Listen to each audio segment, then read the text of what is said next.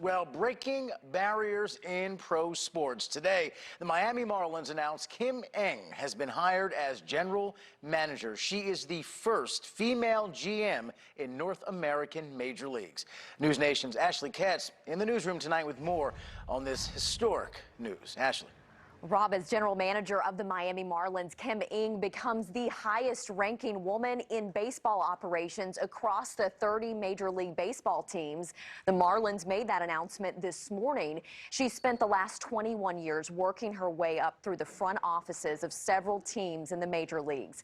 Here's a closer look at her resume. Ng has worked for the White Sox, the Yankees, and the Dodgers, and she spent the last 9 years in the MLB commissioner's office. During her career, she celebrated 8 postseason appearances, 6 league championship series, and 3 World Series championships. Here's Ng's reaction to this opportunity. This challenge is one I don't take lightly. When I got into this business, it seemed unlikely a woman would lead a major league team, but I am dogged in the pursuit of my goals. My goal is to bring championship baseball to Miami, and I'm both humbled and eager to continue building the winning culture our fans expect and deserve. Ng is also the first Asian American GM in the majors. She's joining several women who have broken barriers in men's professional sports. In January, Katie Sowers became the first woman to coach in the Super Bowl. And last year, Lindsey Gottlieb became the first woman to coach in the NBA as an assistant with the Cleveland Cavaliers.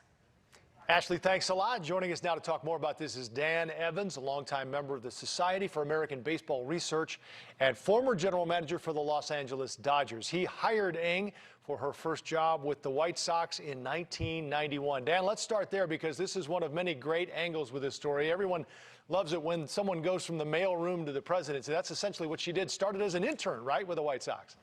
You are absolutely right, Joe, and thank you for having me on today. Kim's a great story. Started as an intern, worked her way through the organization, moved into some really great jobs at the American League with the New York Yankees, and rejoined me again 10 years later as the assistant general manager of the Los Angeles Dodgers. I'm thrilled for her. I'm thrilled for our game and society in general. Just to have that barrier shattered is great. I'm a father of 2 daughters. This is a huge step, not just for the sport, for the Marlins, but for all the young girls who never had somebody that they could look to as a leader in the game, running an organization. That barrier shattered, and they couldn't have picked a better person to be the first person. This is also a story of perseverance, Dan, because as I understand it, she interviewed for general manager positions more than 6 times since 2006 and finally got it. Well, and Joe, you know, perseverance is rewarded when you're talented.